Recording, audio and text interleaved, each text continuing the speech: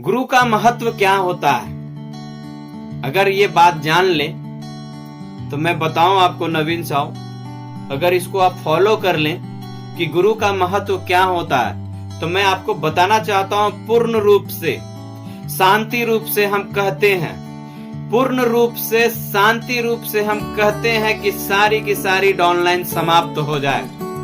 पूर्ण रूप से शांति रूप से हम कहते हैं कि सारी की सारी डाउनलाइन समाप्त हो जाए, तो घबराना नहीं।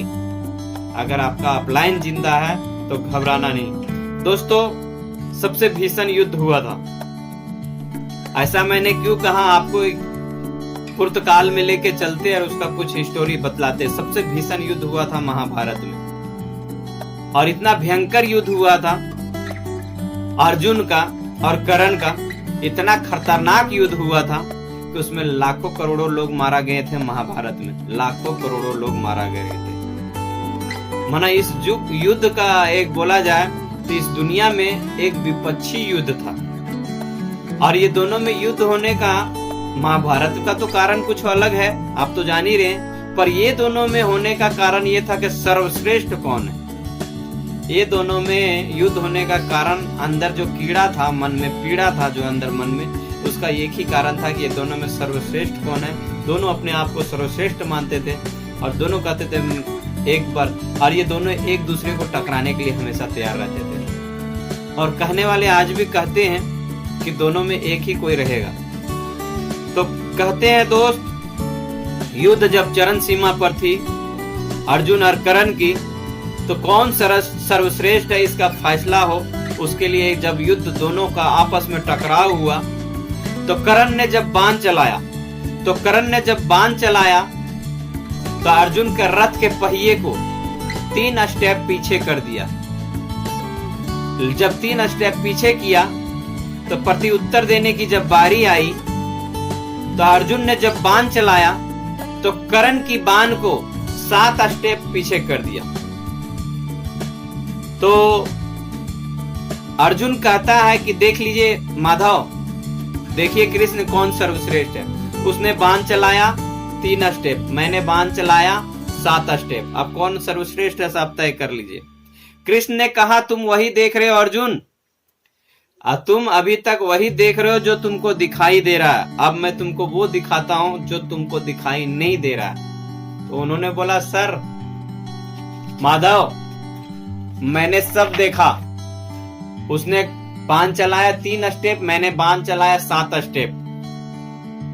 अर्जुन ने जब यह बात कहा तो कृष्ण ने कहा कि कर्ण ने बाण चलाया तेरा रथ पे, और 3 कदम जब तेरा रथ से पीछे हो गया, तो क्या तुमने ये कभी देखने का महसूस नहीं किया कि तेरे रथ पे कौन बैठा है?